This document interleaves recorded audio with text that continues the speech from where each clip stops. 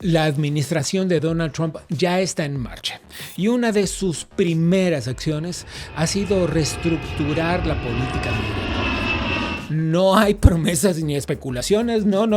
Ya empezaron las deportaciones y los vuelos con inmigrantes de regreso a sus países de origen en su mayoría.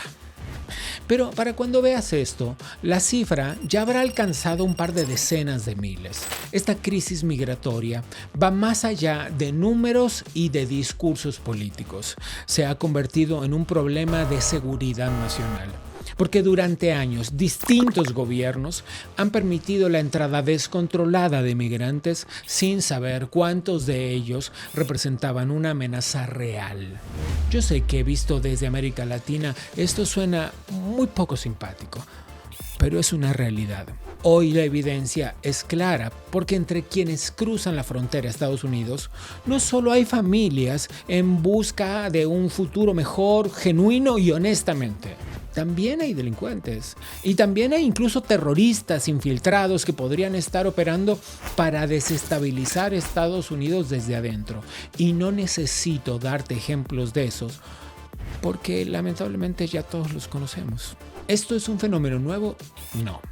Lo vimos en los años 80 con Fidel Castro y el éxodo del Mariel, cuando el dictador vació las cárceles para enviar criminales a territorio estadounidense. E hizo algo parecido con hospitales psiquiátricos. Lo estamos viendo también ahora con otras dictaduras que usan la migración como un arma de presión política y social. Hola Venezuela, hola dictador Nicolás Maduro.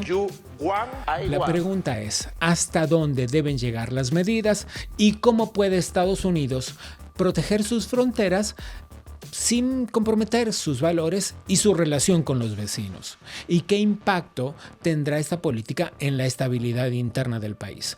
Hoy en Contracorriente analizamos la crisis migratoria con datos, hechos y el impacto de las decisiones que ya está tomando Donald Trump. Pero hay un asunto más bastante curioso. Te doy algunos datos. Durante el primer gobierno de Donald Trump se deportaron aproximadamente 935,000 personas. Barack Obama, Premio Nobel de la Paz, deportó a más de 2,5 millones de migrantes. Y Joe Biden deportó esa cifra con casi 2,800,000. ¿Por qué los medios de comunicación no los llamaron racistas y xenófobos, pero a Trump sí? Yo te propongo que dejes tus ideologías a un costado por un ratito y te hagas esa pregunta. ¿Cómo se soluciona el desequilibrio que un número enorme de deportaciones puede ocasionar en distintas actividades económicas, tanto en Estados Unidos como en otros países que lo rodean? Si crees que esto no te afecta, te equivocas. Ya verás por qué. Antes de avanzar en el programa, quiero pedirles lo lógico que les iba a pedir, que le den clic a la campanita, que se suscriban al canal, que nos dejen un like, pero por supuesto, además, que nos dejen un comentario sobre el tema de hoy. ¿Tú tienes a alguien de tu familia que ha migrado a Estados Unidos? Cuéntanos.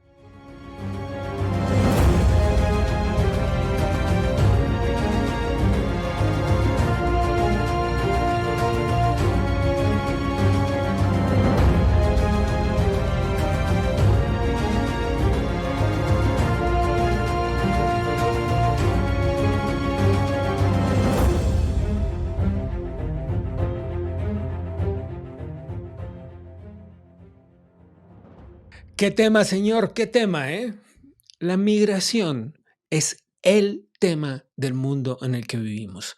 Grandes desplazamientos. Al final de este programa recibirán una cifra que los sorprenderá. Es mucho menor de lo que uno cree, pero claro, somos 8,200 millones de personas en el mundo.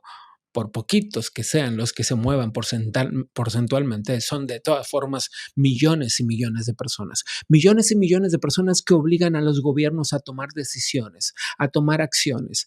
En algunos casos, a alimentarlos, a darles educación, trabajo, seguro social, seguridad. En fin, la migración es el tema de hoy. Y la llegada de Donald Trump a la segunda presidencia, ha puesto el tema sobre la mesa más fuerte que nunca.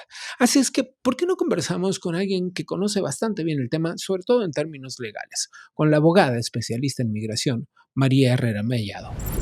María, gracias por tomar la conversación. Muchas gracias a ti.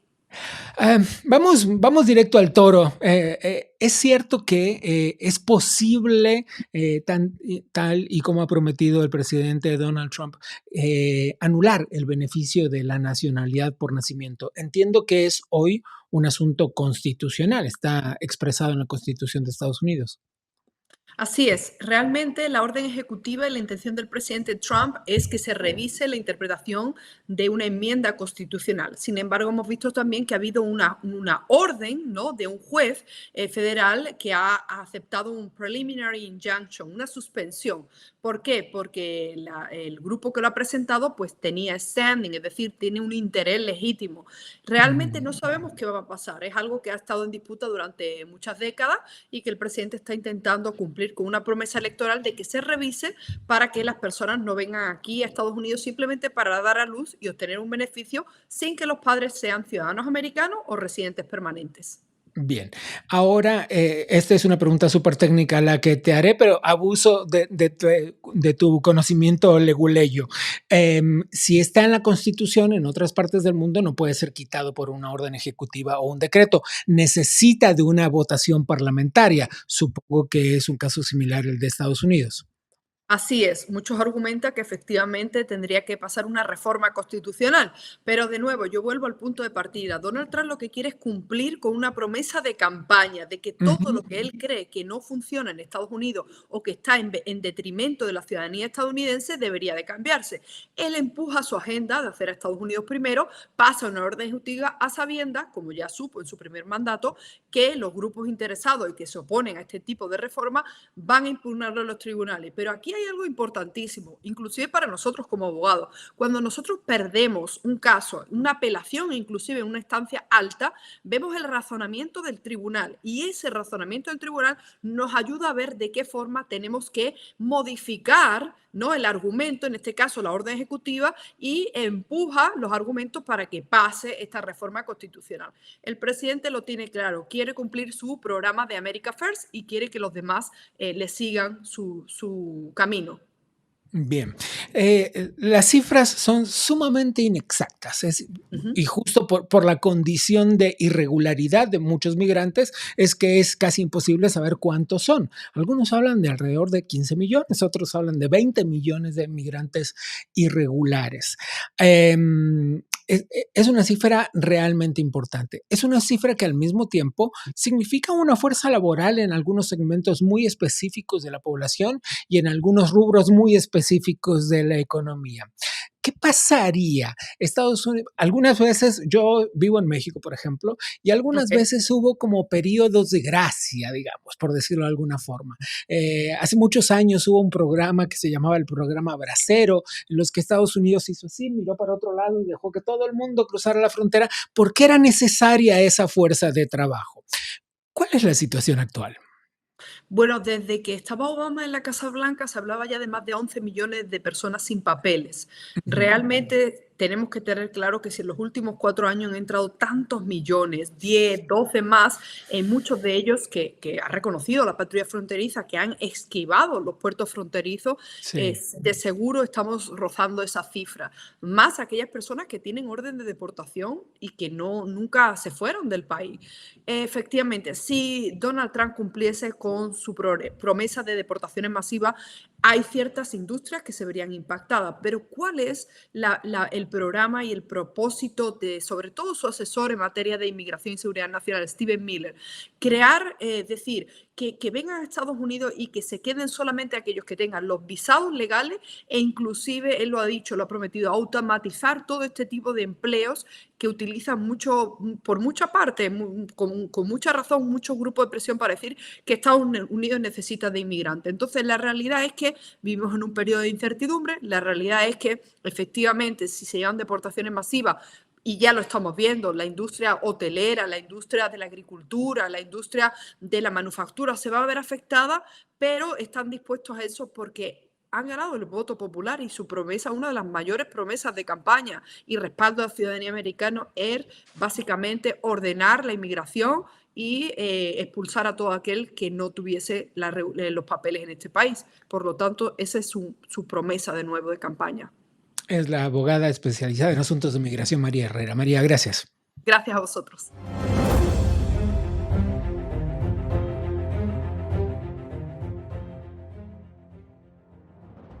Seguimos con este asunto que, como les dije antes, literalmente está sacudiendo el planeta.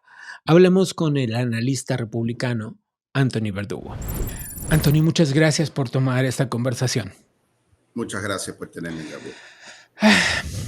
Es uno de los escenarios más complejos que ha vivido la relación México-Estados Unidos. Y hablo de esto porque es la mayor frontera posible entre Estados Unidos y cualquier otro país, ¿no?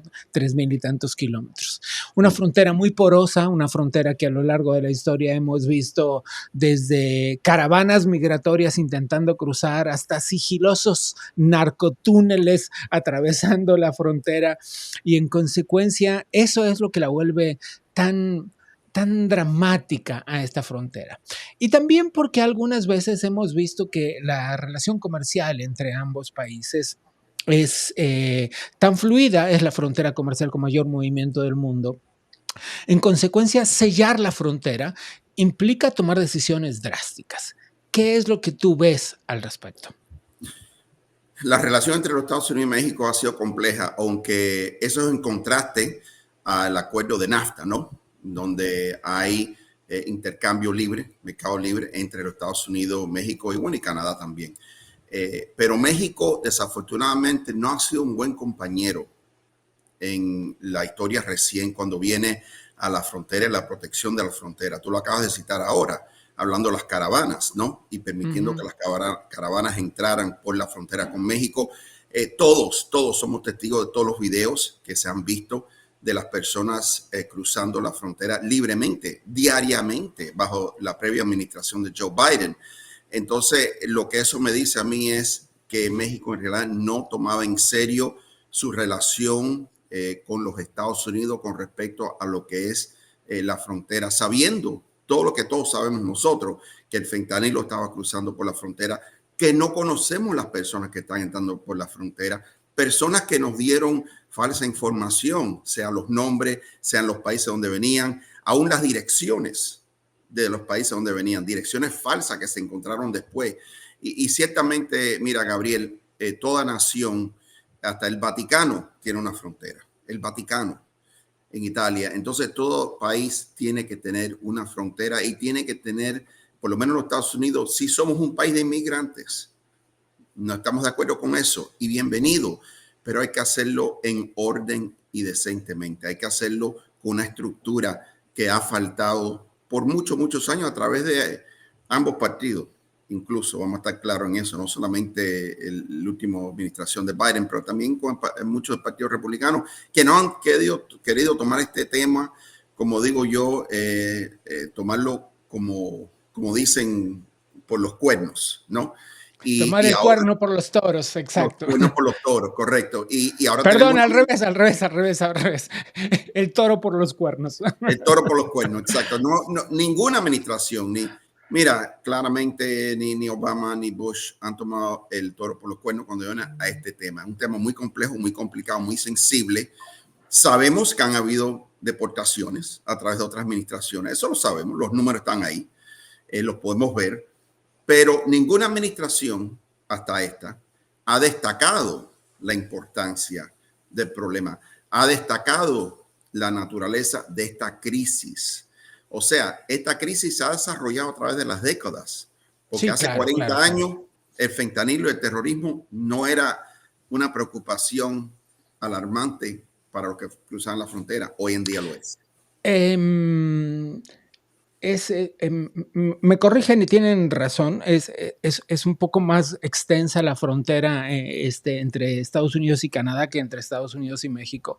Sin embargo, hay mayor flujo migratorio, infinitamente mayor flujo migratorio, entre otras cosas porque México funciona como una especie de embudo de estas caravanas latinoamericanas que atraviesan incluso durante muchos días caminando el país. ¿Crees que este sellamiento, este sellado de la frontera que propone el presidente Trump funcionará mejor para el flujo de personas o para el flujo de drogas? Mira, el sellamiento de la frontera es necesario en estos momentos por la crisis que acabamos de hablar. Ujú. No hay otra manera de hacerlo. Incluso estamos viendo que los números en estos momentos han bajado drásticamente en el último mes que esta administración ha tomado el poder comparado al mes previo, por ejemplo. Sin duda, el flujo de las personas va a ayudar en limitar eso. El flujo de las drogas, Gabriel, no sé qué decirte, porque el problema del flujo de las drogas tiene que ver con la demanda. O sea, tiene que ver con la dinámica del mercado, Y ¿no? la crisis de consumo de drogas en Estados Unidos Siempre y está en cuando hay su un peor momento. mercado, siempre y cuando hay un mercado que quieren esas drogas, de alguna manera Claro. van a entrar y la frontera no es la única manera que pueden entrar. Bien, este es un hecho que hay que tener en cuenta porque arreglar esa situación no será algo que suceda de la noche a la mañana. No, de acuerdo, no. Es que tampoco llegamos aquí de la noche a la mañana. Exacto. En 1986, el presidente Reagan y el Congreso pasaron una ley inmigratoria ofreciendo amnistía a 4 millones de indocumentados en ese momento. Estamos hablando de eso hace 38, ahora 39 años, casi una generación entera. Y en ese momento acordaron, tanto el presidente como el Congreso, de borrón y cuenta nueva. Y ahora vamos a comenzar a ejercer las leyes para proteger la frontera. Desafortunadamente no ocurrió. No ocurrió porque no había la voluntad en el Congreso, no había la voluntad política para hacerlo. ¿Y por qué no había la voluntad política? Porque no había un líder que estaba enfatizando ese tema. Hoy en día ya las cosas han cambiado. Tenemos un líder que está enfatizando ese tema. Y al enfatizar ese tema, él ha creado la voluntad política para ejercer estas medidas. Déjame ponerte un escenario del que se habla bastante poco.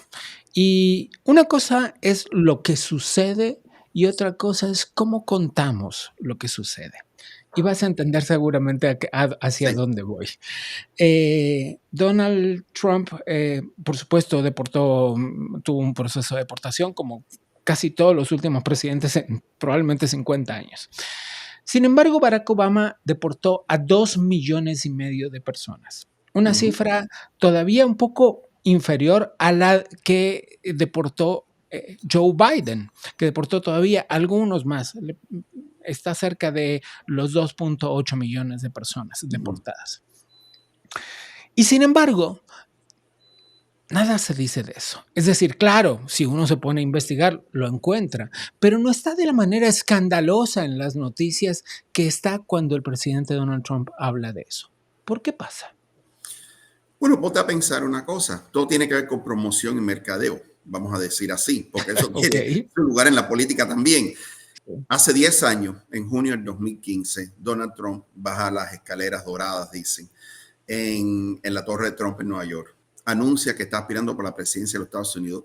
El primer y único tema que se destaca en el discurso de esa mañana, en su anuncio, es la inmigración ilegal. Es la inmigración ilegal específicamente de México. Y con México estaba mandando aquí, en sus palabras, criminales, violadores, etcétera. Algunas personas me imagino que son personas buenas, dijo en ese instante el candidato Trump. Hablemos con honestidad. Esto resultó pues ofensivo para mucha gente, ¿no? Ofensivo, y yo creo que fue lo que él utilizó, el mensaje que él utilizó para llamar la atención a su candidatura. Comprendo. Pero a la misma vez hizo algo que quizás ni él se dio cuenta en ese momento. Le habló a un mercado de votantes, a un grupo de votantes, millones, que quizás no habían votado en décadas. Conservadores, republicanos, independientes, conservadores, centristas, derecha, que no habían buscado un candidato, no habían encontrado un candidato desde Ronald Reagan. desde Ronald Reagan. Hubo un tiempo, una etapa dentro del Partido Republicano, te diría yo, desde el probablemente 90 hasta el 2015, unos 25 años, en donde muchos analistas y muchos líderes republicanos lamentaban el tiempo pasado de la candidatura y la presidencia de Ronald Reagan y que no habían encontrado un líder como Ronald Reagan. Ciertamente no lo encontraron en el presidente George H.W. Bush, no lo encontraron mucho también en el hijo George H. Bush. Entonces están buscando esa figura carismática, esa figura que se destacara para estos tiempos. Y lo encontraron en Donald Trump. Solo para terminar, porque se acaba el tiempo. Entonces, lo que tú auguras es que probablemente los números de deportación sean similares a los de los dos gobiernos anteriores. La diferencia será que habrá una merma de todas formas por este sellamiento de la frontera. El sellamiento de las fronteras es lo que le va a dar la ganancia neta a los Estados Unidos. Y yo creo que este programa, esta intensidad continúa por los próximos 4 años, sin duda, porque están los recursos ahí para hacerlo. Es Antonio Verdugo. Muchas gracias. Muchas gracias.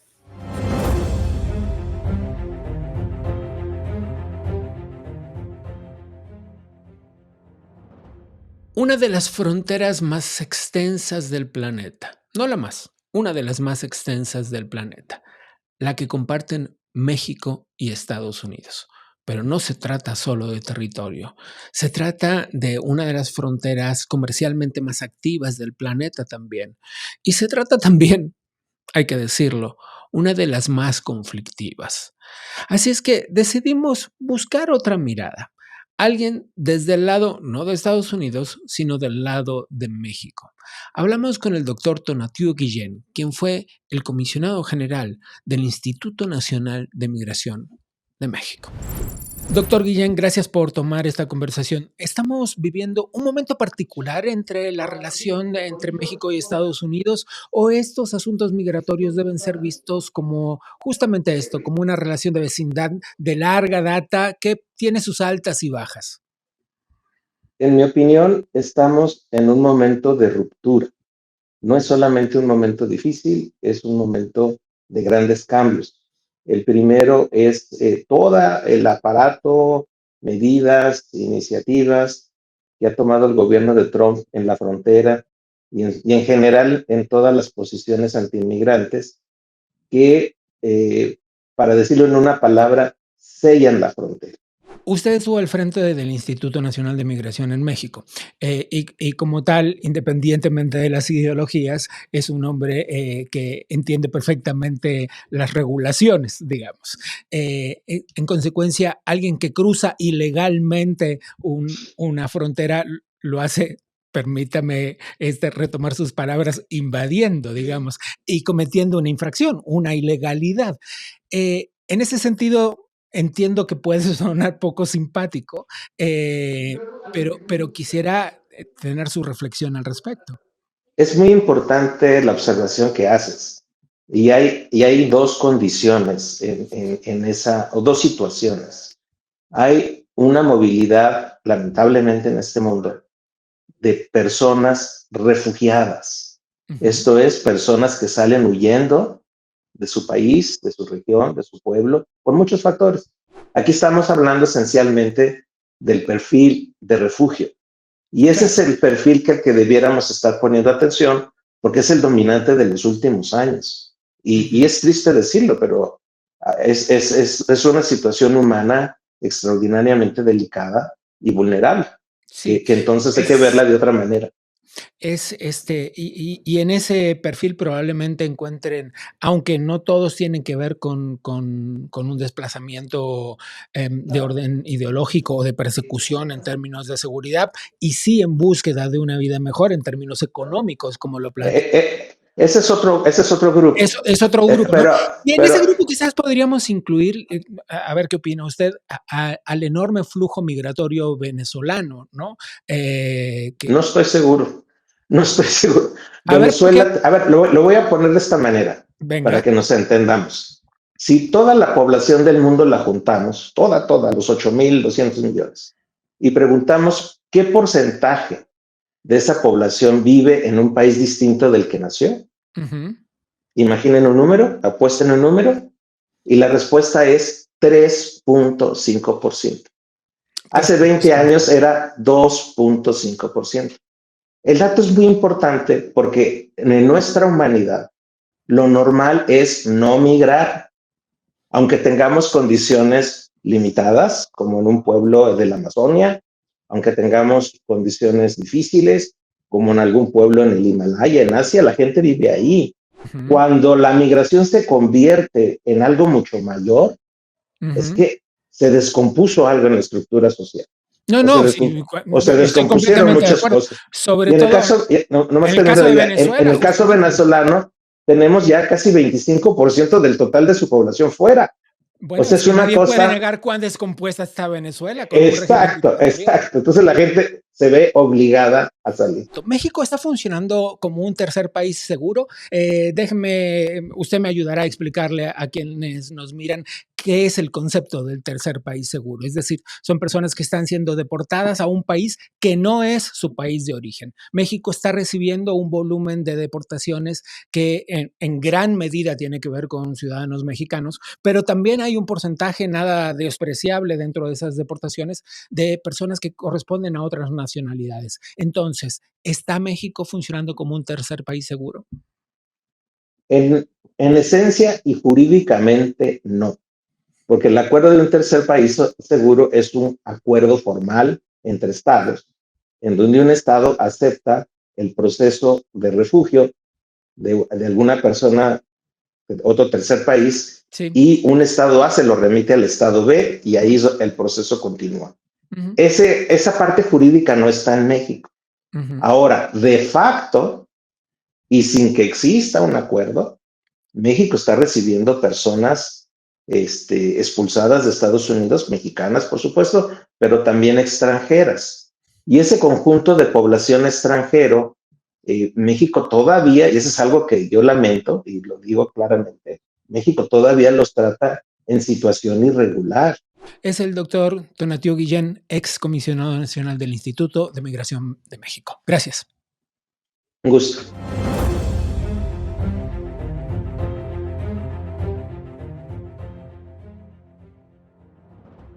Sin duda seguiremos hablando de este asunto, porque no solo en América, en el resto del mundo la migración también es el tema. Pero ahora vamos a echar un ojo a ver qué está pasando puertas adentro del Adam Smith Center for Economic Freedom.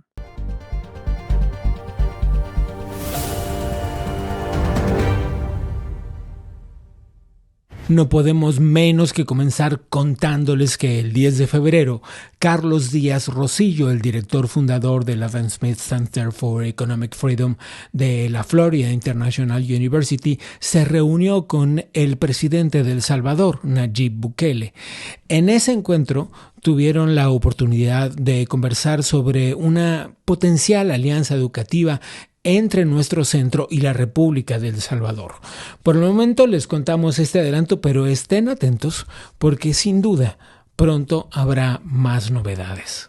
El día 12 de febrero hubo un evento inaugural con los fellows en el Adams Center for Economic Freedom que presentaron los temas clave que estarán dando en las sesiones de estudio con los alumnos, ¿no? Y realmente fue importantísimo.